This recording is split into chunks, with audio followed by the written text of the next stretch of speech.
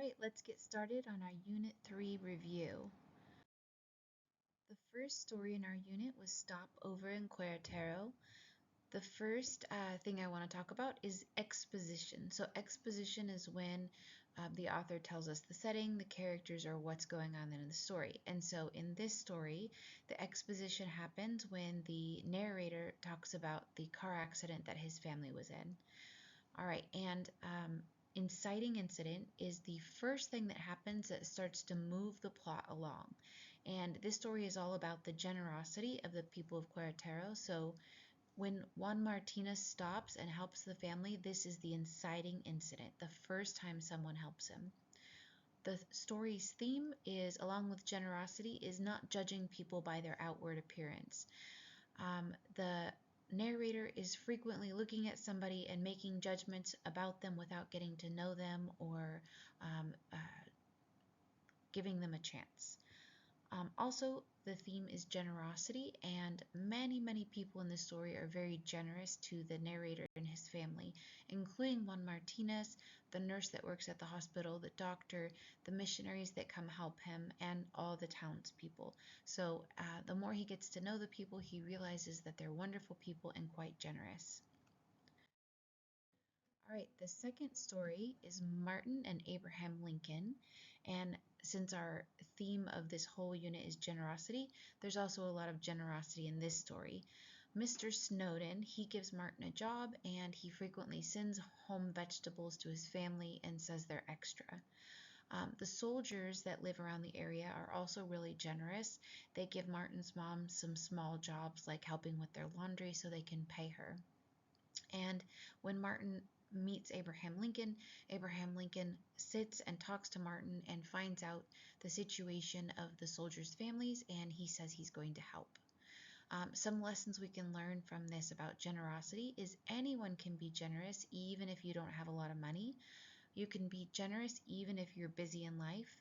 And when you give something to someone, you shouldn't expect something back, right? Just give generously without expecting anything. And a crisis is when there's the turning point in the story. The storyline is going one way and then something happens to turn things around. So in this story, the crisis happens when Martin meets Abraham Lincoln. All right, the next story is Buffalo Dance. And if you remember in the story, there's two tribes and they are constantly at war with each other. And we find out that the reason they often fight is because they've just always hated each other. No one in the current generation knows why there's a conflict. And then in the story, a boy from one tribe and a boy from another tribe, they meet and they help each other out. And so after Chinooka saves Neosho when he's hurt. Later, when Chinooka goes to Neosho's village, Neosho is going to help him get out, but right before he leaves, Neosho sees Chinooka's shoes and realizes that if anyone sees his shoes, he's going to be found and maybe killed. So Neosho gives him his own shoes so that he can sneak away. And the irony of the ending of the story, when Chinooka shows back up to his tribe with Neosho's shoes, the chief thinks that he stole the shoes and he displays them as a sign of victory, but really the shoes represent friendship. And the resolution of this story, or how the problem is solved, is Chinooka gives a good report to his chief, and then the tribes are going to remain peaceful and there will be no fighting. All right, the next story is A Grain as Big as a Hen's Egg. And the main problem in this story is the king, someone brings this huge grain to him and he wants to know, where did this grain come from? So the solution happens first the king finds an old man and he doesn't know, and then he finds the old man's father and he doesn't know, and finally they find the old man's grandfather and he is able to tell the king where this grain came from. The rising action in this story, that's what happens, that's building towards the crisis. This is when the king is asking about the grain. The falling action is after the crisis and going down to the resolution.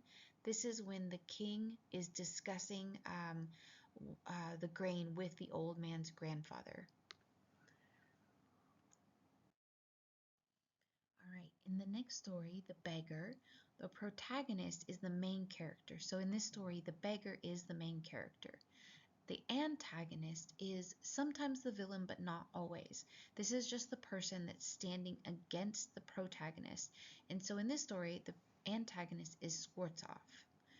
And the plot is just a series of events that make up the story. And in this story, some people seem to think that they're generous, but only one person truly shows generosity, and that's Olga the cook. She shows generosity or love with her actions instead of just saying that she's generous. All right, in the most valuable player, the main character of the story is Pete, and Pete is a developing character, so we see him change a lot throughout the story. Static characters are characters who do not change during the story, and so that includes Billy Fox and the coach. The coach is a really good man, and he doesn't change. He's a good man at the beginning, he's a good man at the end. So in this story, Pete shows a lot of generosity. At the beginning, he really wants to be the most valuable player. Since his father was the most valuable player, he thinks his father will be proud of him if he becomes the most valuable player. But he ends up giving up his chance by allowing Billy Fox to be the star, and he does it so that the team can win. So he gives up what he really wants for the good of everyone, and that shows how generous he becomes. All right, in the last leaf, so I want to point out personification, that is giving human characteristics to non-living things. And in this story, at the very beginning, they talk about pneumonia or Mr. Pneumonia. It's a disease. They talk about it as if it's a person, and they talk about him creeping through the neighborhood and striking people with sickness. And the problem in this story, Johnsy gets sick with pneumonia, and the doctor isn't sure if she's going to live or not. And he says that it's really, she doesn't want to live, and that's why she may not live. So towards the end of the story, she changes her mind and decides she wants to live. And we see this when she asks for a mirror and food. And if you'll remember before, she didn't care how she looked and she didn't want to eat. But when she asks for a mirror to fix her appearance and she's hungry, this shows us that now she wants to live. And as for generosity, in this story, Sue is really generous. She is Johnsy's friend, they're roommates, and she constantly is taking care of Johnsy. She's encouraging her, she's trying to help her get the will to live. And then, of course, Mr. Berman is extremely generous. Even though he sounds really harsh, he goes out and he paints a leaf on the wall, and that gives Johnsy the encouragement to want to live. And because of that, he ends up getting sick, he gets pneumonia, and he dies. So he sacrifices himself for Johnsy. All right, in Mary, character motivation, why do the characters do the things they want to do? Cass ends up giving her sister her prize for poetry because she loves her sister and she really wants to help her. But as everyone is congratulating Mary and so excited for her, Cass becomes really jealous of all the attention. And so she thinks she wants to tell her sister the truth.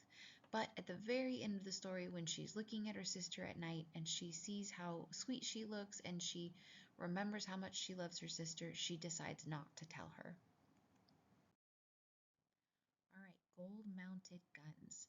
So in this story, Will wants to join Pecos Tommy and become an outlaw. So when he sees Pecos Tommy, he goes up and he introduces himself. He says what he wants to do, and he tells Pecos Tommy about this robbery that he had. He has this idea for a robbery. He saw an old man go to the bank and get a bunch of money out. So he followed the man to his house, and he sees the man hide the money in a tea canister, like a jar of old tea, on the mantle, like above his fireplace. So it's going to be really easy. If they just wait for the old man to leave, they can easily go in and steal it. So he does with Pecos Tommy. He goes in, but the plot twist here, or something unexpected, Pecos Tommy wants Will to watch after the robbery and see what happens when the people come back. And of course, the people are extremely upset. It was money they had saved for his daughter's education. And so Will decides he wants to give the money back. And we get a surprise ending here. We find out that Pecos Tommy is actually the sheriff. And the sheriff had killed Pecos Tommy the previous day. All right. So some of the poems that we read in this unit: Country Doctor. So this is all about a doctor who lives kind of out in like a village area, and he does his job even when the job is dangerous, when the weather's really bad. He goes to people's homes when they're born, when they die, when they're sick. He knows them better than anyone else. And why does he do this? He does it because he loves the people in his area. He doesn't do it for the money. All right, the poem, How to Avoid Contact. This poem is a free verse poem, so it has no rhyme or meter, and the whole poem has kind of a sarcastic tone to it. So they're acting like they want you to avoid contacting people, but they really don't want you to do these things, right? All right, and the last poem, In Flanders Field. This poem is written about soldiers who have given their life for their country, and the speaker in the poem, or the narrator, is a dead soldier. So at first it talks about the sacrifice they've given, and then it's kind of sad, but at the end it gives kind of encouragement to the next generation to take up the fight and protect the country. And in this poem, you'll notice that some of the lines flow from one line to the other with no punctuation or pause. This is called enjambment. So don't forget that term. All right, the story, The Strangers That Came to Town. And in this story, there's a family, the Duviches, who have moved from a country in Europe to the US to a small town. And in the story, we learn to base our friendships on inward qualities. So the Duviches had a hard time making friends at first because everyone thought they kind of looked a little strange and had a hard time making friends with them. But once people get over their prejudice and they meet the Duviches and learn more about them, they find out that the Duviches have a lot of wisdom, they're ready to give advice, and they are good at giving help. For example, the Mrs. Duvich is a nurse, and she is more than willing to go and help the doctor and give advice to her neighbors. A little bit of symbolism in this story. When the boys are out on the boat trying to fish and replace the fish they killed, they're out there all night long and they see the fire on the shore, and that symbolizes to them that their dad still loves them. Even though he was super angry with what they did, they know that he loves them. He waits up all night on the shore for them to come back. And then a little bit of situational irony. So this is something that happens that's the opposite of what you expect. The boys have to fish all day and all night. They get sunburnt, they get bitten by mosquitoes, but when they have to go and apologize to Mr. Duvich, they're so ashamed that they would rather be fishing than going to apologize. All right, the preacher's kids.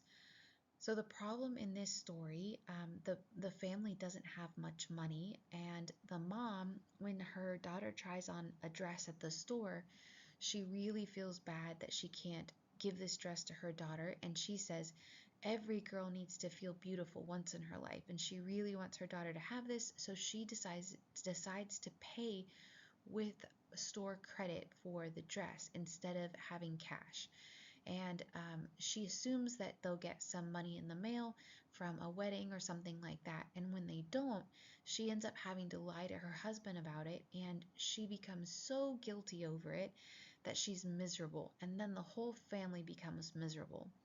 So by the end of the story, she finally admits what she's done and she asks for forgiveness.